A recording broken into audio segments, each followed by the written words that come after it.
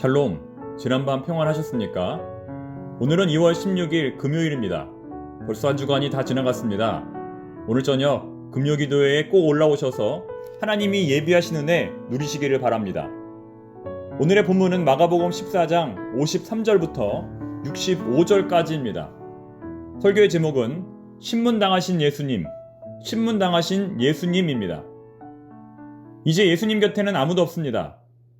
예수님은 홀로 자신을 죽이려는 자들과 맞서 싸워야 합니다. 변호인도 없이, 가족도 없이, 친구도 없이 이 어렵고 힘든 싸움을 홀로 해야 한다는 것입니다.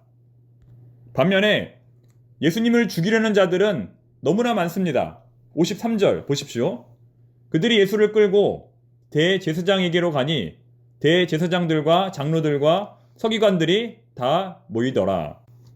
예수라고 하는 한 청년을 죽이기 위해 이렇게 유대의 가장 영향력 있는 사람들이 다 모였던 것입니다. 마가는 대제사장의 이름이 무엇인지 우리에게 알려주지 않지만 마태는 그의 이름이 가야바라고 말합니다. 그는 AD 18년부터 36년까지 약 18년 동안 대제사장직을 맡았습니다. 또한 그의 옆에 전직 대제사장인 안나스가 있었다고 요한은 말합니다. 안나스와 가야바는 장인과 사위의 관계입니다. 즉, 유대 사회에서 가장 힘이 센 두 사람, 가야바와 안나스가 예수를 죽이기 위해 이 자리에 함께 했다는 것입니다.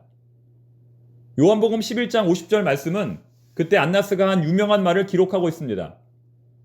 당신들은 아무것도 모르고 한 사람이 백성을 위하여 죽어서 민족 전체가 망하지 않는 것이 당신들에게 유익하다는 것을 어찌 생각하지 못하고 있소. 사실 이 가야바의 말은 악한 것이었습니다. 예수님을 따르는 군중들 때문에 로마가 유대를 멸할 위험이 있으니 예수님 한 사람만 희생시키면 된다는 것입니다. 예수님이 진짜 하나님의 아들인지 아닌지, 그의 말이 진리인지 아닌지를 생각한 것이 아니라 어떻게 하면 자신들의 기득권을 유지할 수 있을지에 대해서만 생각한 것입니다. 하지만 성령께서는 이런 악한 말조차도 사용하셔서 선한 하나님의 계획을 이루십니다. 마치 발람이 이스라엘을 저주하려고 했지만 하나님께서 그것을 축복으로 바꾸시고, 또 사울이 다윗을 저주하려고 했지만 하나님께서 그것을 은혜로 바꾸신 것과 같습니다. 따라서 우리 성도들은 악한 원수들이 우리를 저주하고 핍박할 때에 그 말로 인하여 낙심하고 당황할 것이 아니라 오히려 하나님이 그것을 축복과 은혜로 바꾸어 주시기를 위하여 기도해야 할 것입니다. 이어지는 54절 말씀 보시면 도망갔던 베드로가 어느새 다시 찾아왔습니다.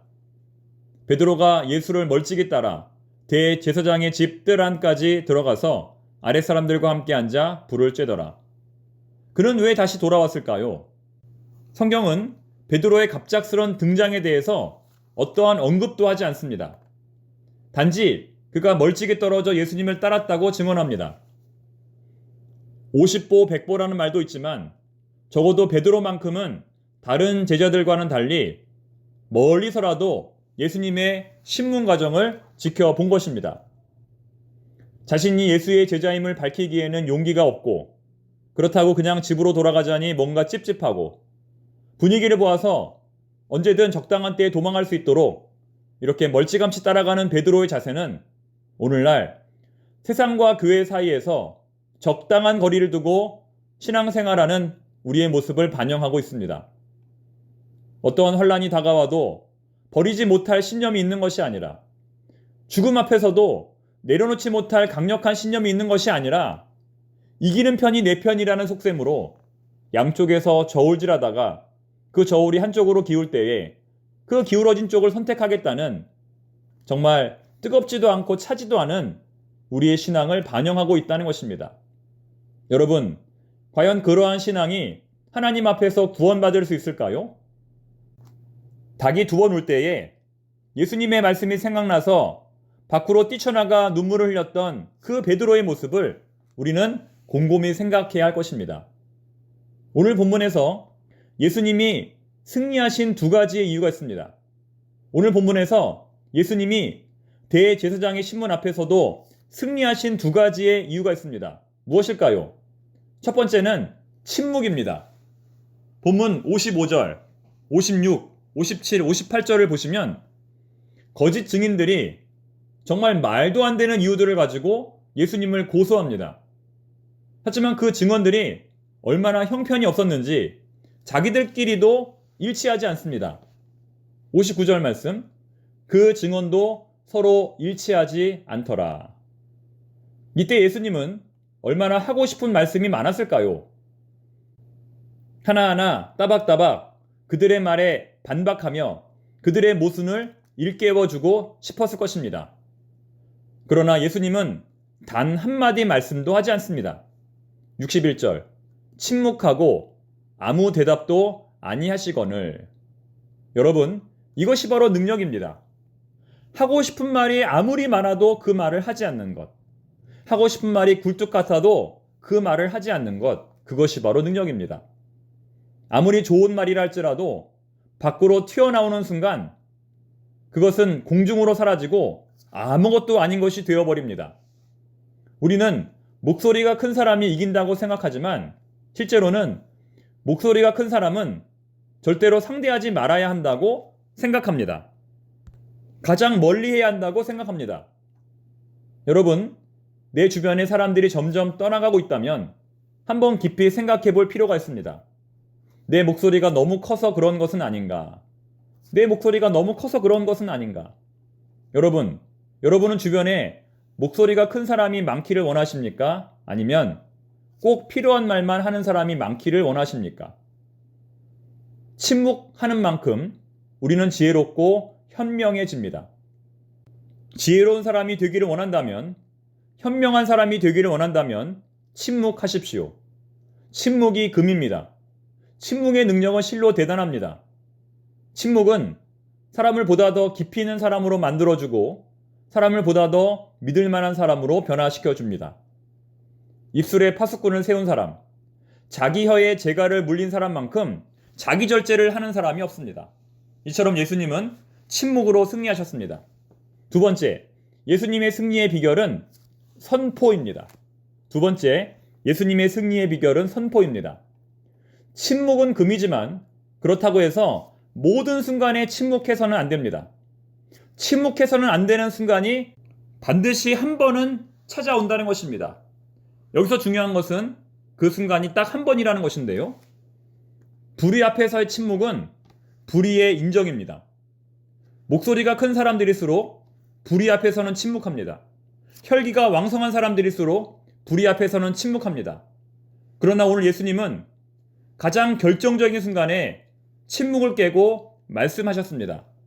만약 그 순간에 예수님이 침묵하셨다면 예수님은 죽지 않았을 것입니다. 예수님은 십자가형을 언도받지 않았을 것입니다.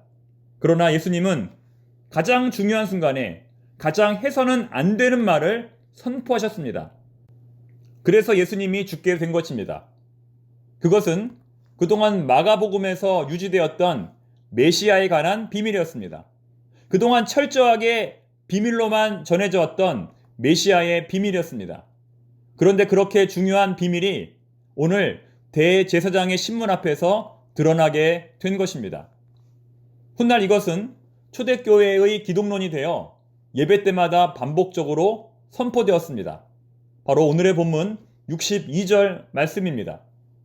우리가 성경에서 단 한 구절을 암송해야 한다면 내게 능력 주시는 자 안에서 내가 모든 것을 할 수 있느니라, 혹은 시작은 미약하였으나 나중은 창대하리라와 같은 번영과 승리에 관한 말씀이 아닌 바로 이 말씀이 되어야 할 것입니다.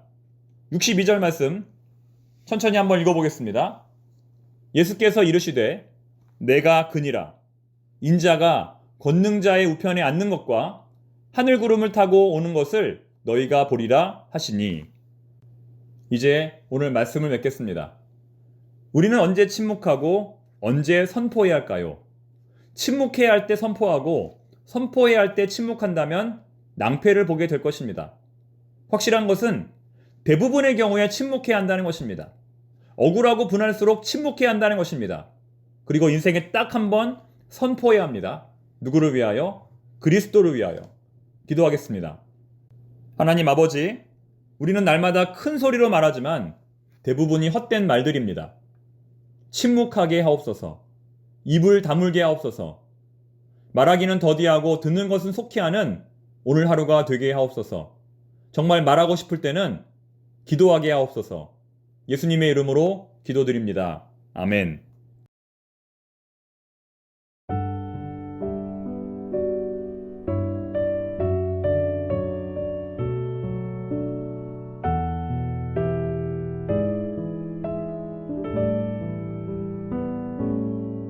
날마다 숨 쉬는 순간마다 내 앞에 어려움을 보내 주님 앞에 이 몸을 맡길 때 슬픔 없네 두려움 없네 주님의 그 자비로운 손길 항상 좋은 것 주시도